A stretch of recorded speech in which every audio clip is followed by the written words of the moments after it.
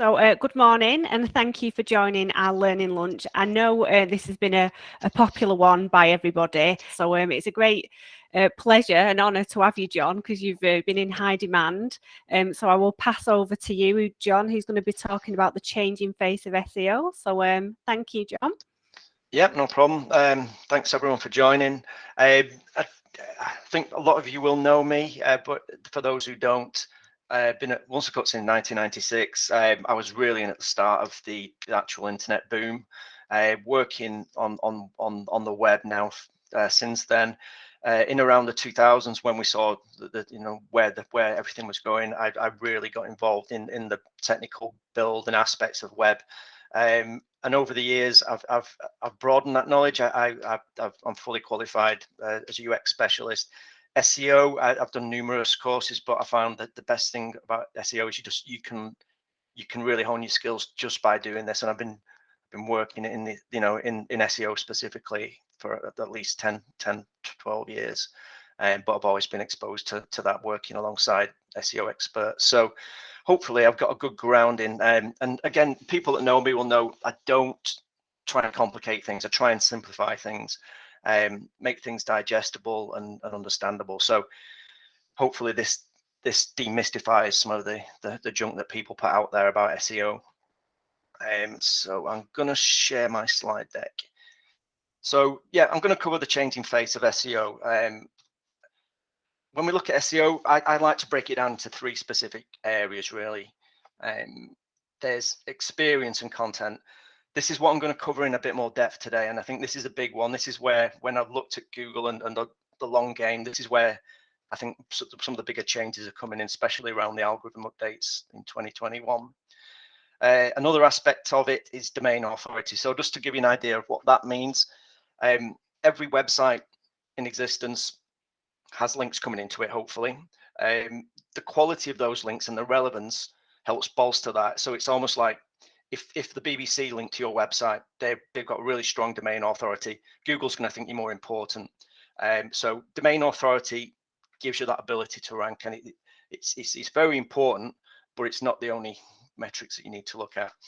And then the final element is technical structure. So this is not how can we bamboozle Google by stuffing out keywords in the web page, and it's about letting Google know exactly what this page is for, or the website's for.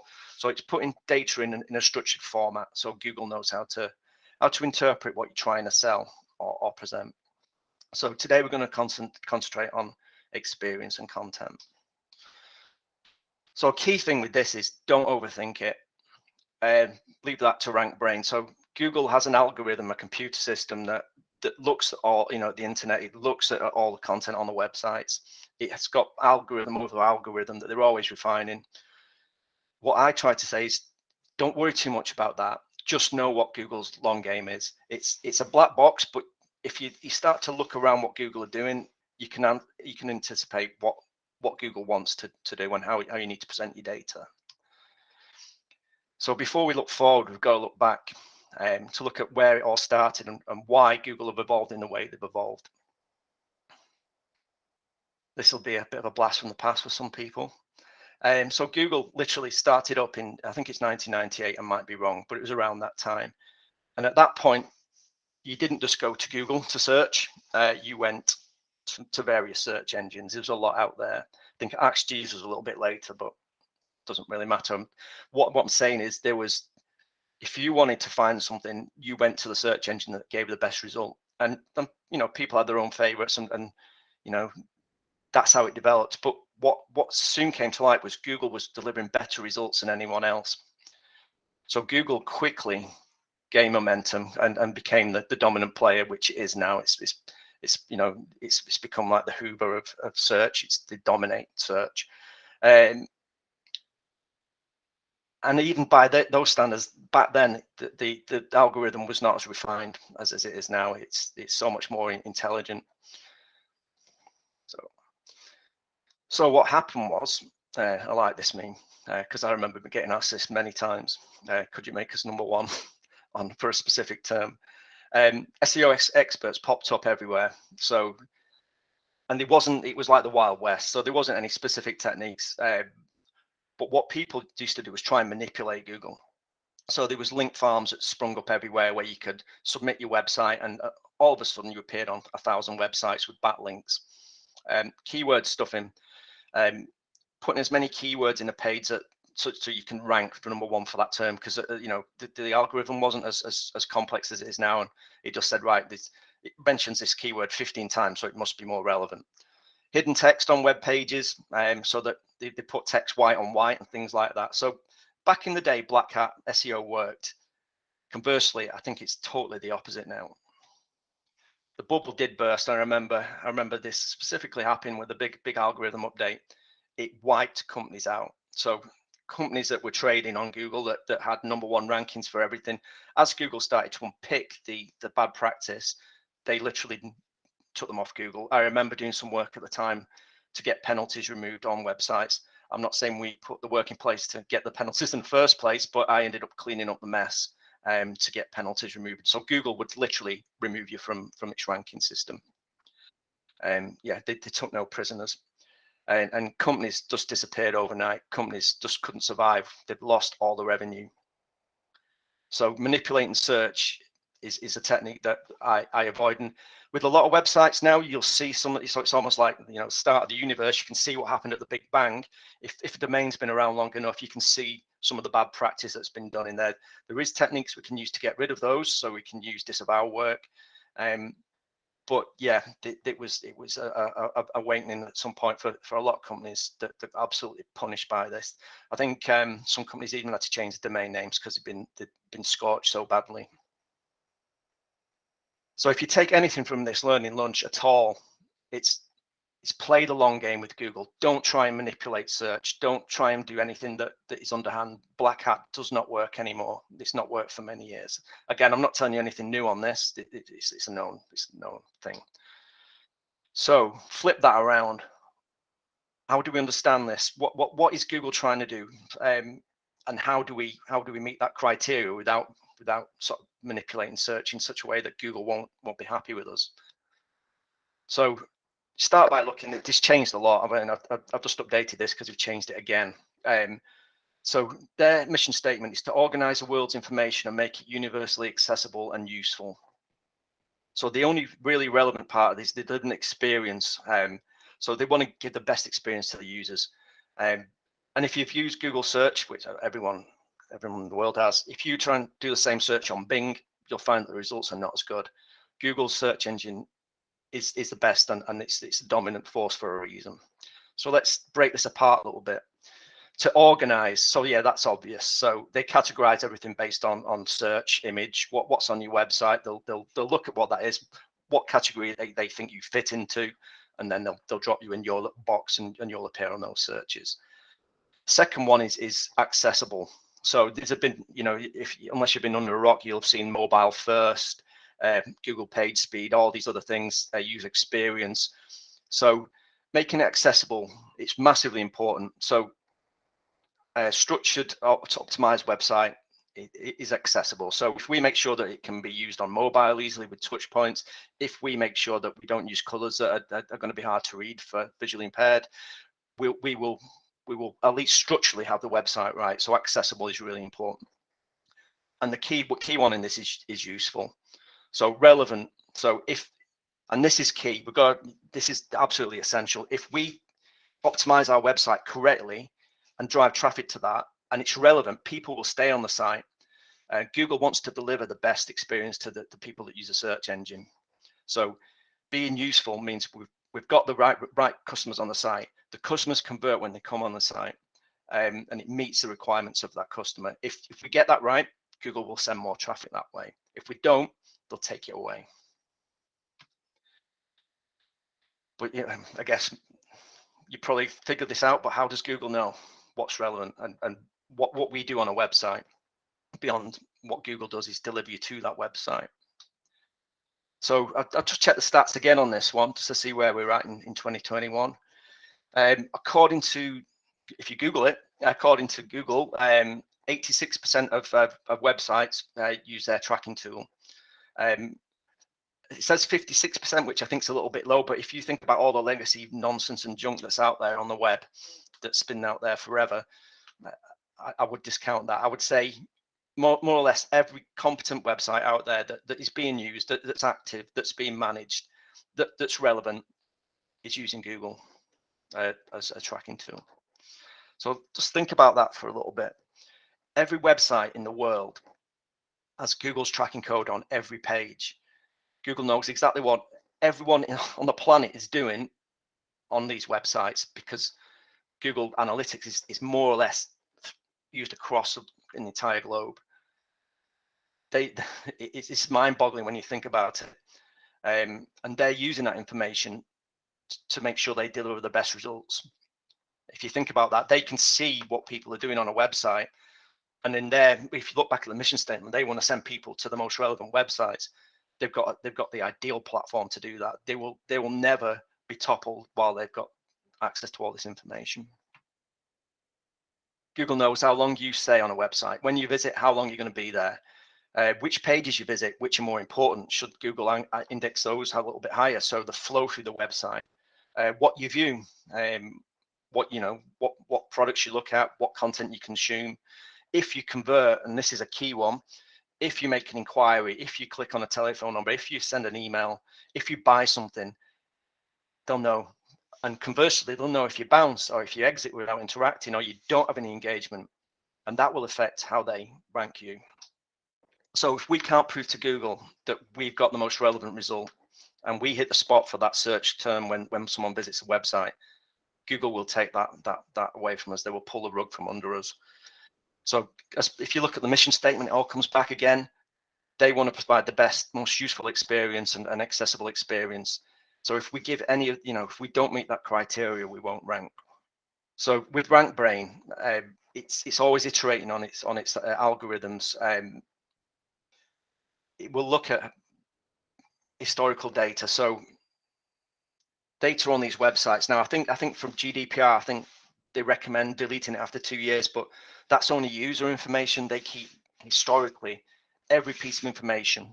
That if you go on analytics, you can go back. I can go back on some websites 8 to 10 years plus. They know how that site's evolved, where you visit, what happens on those websites for every single visit. They will use that, and as things improve, they will allow you to rank better for a certain term if you're meeting the criteria. So just to make that, I picked up a random term, just polymer manufacturer. Random could have been any term. We've got 3 sites that rank for that term.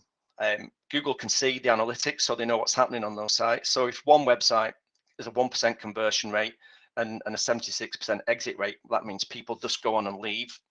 They're not delivering the best experience. If site number 2 is even worse, it's only got a 0.1% conversion rate and an 88% rate. That's even worse. But it might not be that the content isn't relevant. It might be that it's not tagged up correctly or that the goals are not tracked. But site number 1 is one, say we've been working on this for a while. We've got every call to action tracked and linked, and the conversion rate's really high. And because we've structured the data, the exit rate's low. We're hitting the mark in terms of what Google wants. So site number 1 should easily rank at the top. So UX beats search engine optimization, or at least for this element of search visibility. So flip the mindset of writing for search optimization and write for your customers. So I'm going to run through, it's all good and well and good me telling you what Google wants, but how do you do it? So I'm going to run through, this is pretty much in the UX realm, but it still gives you an idea of the approach and how to address bounce rates and conversion. So make sure you choose the right search terms. It seems obvious, but you have to flip it. You have to look at what your customers search for, not what you think you should rank for, what your customers search for. Is it a problem? Is it a specific solution? And we need to get them on the site with the right terms. So I never look at traffic when I'm looking at search volumes, because traffic is pretty much irrelevant. It's how people convert and how relevant that traffic is. So having terms that are not specifically relevant just to drive traffic will potentially impact your overall visibility, because they will never interact. So never measure success as traffic or users or visits. It's about relevancy and conversion. So structure your page with the right considered hierarchy, and what that means is have a structure to a page, and there is a formula that we use to build a page. So I'll run through that as well. Hook them. So we've got to get them. We've got to get them, and we've got to get them quick. People have got low attention spans. They can just click off your website and go and see something else. So if we get really clever about how we're positioning the brand with an abstract statement about how good we are and what we do, we're making people work to understand what we are. So I've just pulled up Shopify there. This is literally their web page. Sell online with Shopify, and then just a social proof of millions of people using it. So that's that simple, and get started. So we don't make people work to understand who we are. If they don't understand who you are by, within 5 seconds of looking at your website, they're most likely going to bounce unless they know the brand. Key selling points. Make sure your customer knows why your offering is important. So this is really good. This is so nice. I mean, it's just looking at these websites, it's inspirational. So they know exactly, and they'll have worked this and UX'd it to death. So they just work their selling points. You can stream everything that you love. It's really clear. Breeze to set up in every room. But you'll notice one thing about this: you can scan read this. You don't need to sit through paragraphs of text. They minimize that and then just link it to actions. So they're all soft conversions. Learn more is a soft conversion. It means you've continued the journey. You've not bounced. You've not exited. So yeah, I've sort of covered that. So scan read. If you're not Sonos and Nike or a big website, you're going to have to give them proof. So Sonos don't need this.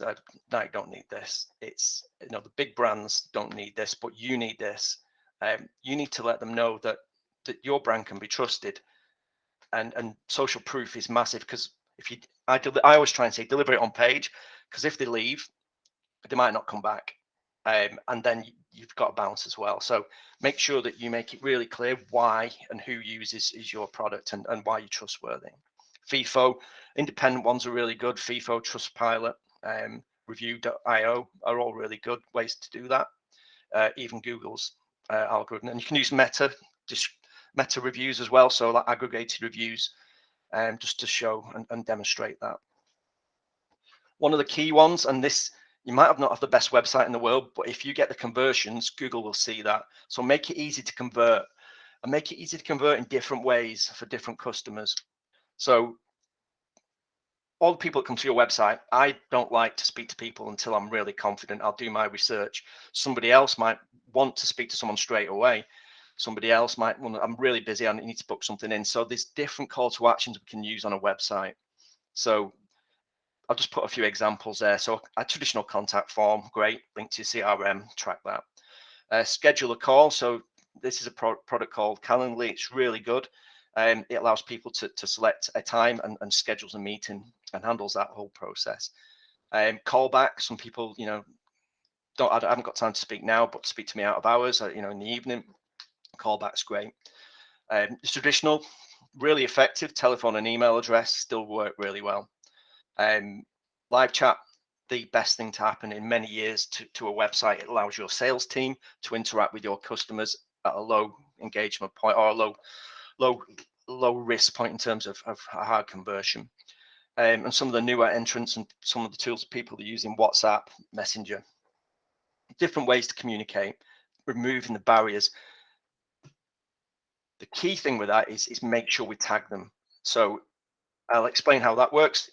You've got analytics on the website. There's a tool called Tag Manager, and every one of these tools you can tag. So every time someone interacts with your brand or converts, you can tag and set that as a goal, and that tracks your conversion rate.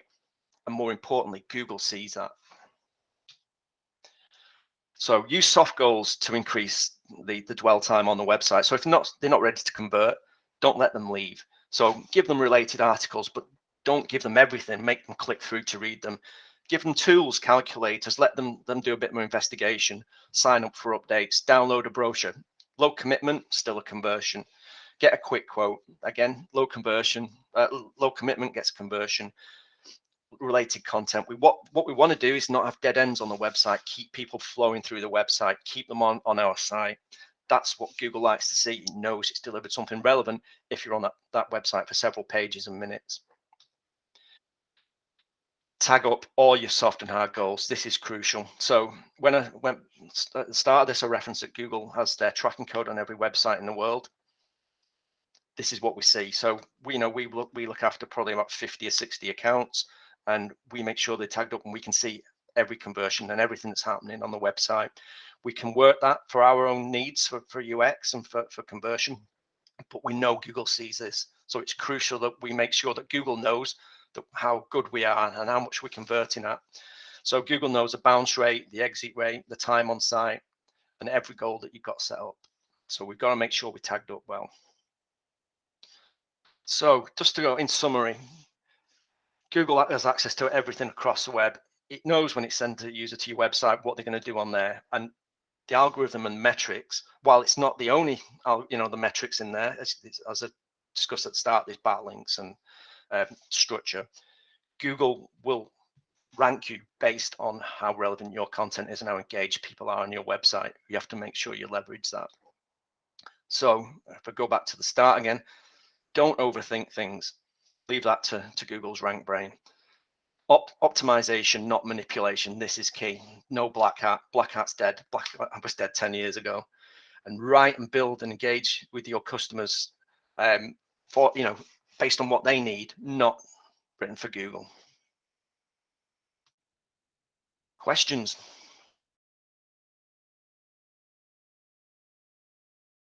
I think the fact that Google has such a monopoly, and the fact it's got tracking code on every website in the world. I mean, Facebook are having a play at that with the Pixel, and Bing have a little bit of code that they put on. But the utter domination of Google and the investment it's making based on its mission statement into delivering their best results, that's the key. There's not, how do you topple that? We all use Google because it works really well. So for Google to be toppled, we'd have to change, say we stop using laptops and we start having augmented reality straight into our brains. You still go through that process of search. So the only reason Google will be toppled if someone does that better. But without the investment in the infrastructure, without that tracking code on every website, how do they know as a new entrant, or even an existing like Bing? If you use Bing, it's shocking. How do they know how good the results are and how relevant they are? So I would say I can't see this changing anytime soon. But what I do say is play the long game. So don't build based on what quick wins and keyword stuff, and build based on content and relevancy.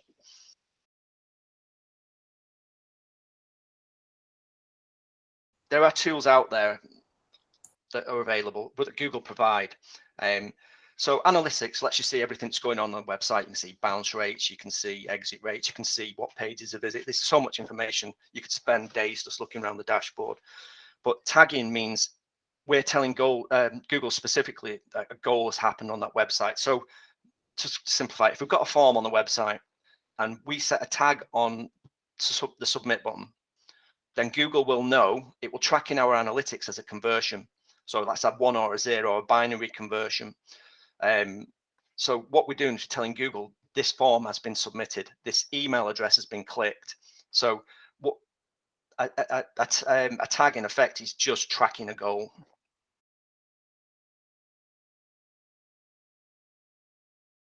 Bounce rate is someone comes on the website and leaves without interacting. Exit rate is how many people leave from one page on your website. Great session, John. Really great session. Like I say again, anyone wants any more details or one-on-one sessions or anything that you're thinking, oh, I want to ask about this, then please just contact me and we can get that set up for you. Like I said at the beginning, I have got John's presentation, which he's just said he'll drop some extra bits in, so I'm happy to share that with anyone who wants it. And also we can send over the recording as well, so you can share that with your team. But we have got another learning lunch as always in 2 weeks' time, so I will send you all the invites and the information on afterwards. But like I say, thank you so much for joining us. Really great session again. Have a great weekend and happy Friday, everyone. All right, thanks all.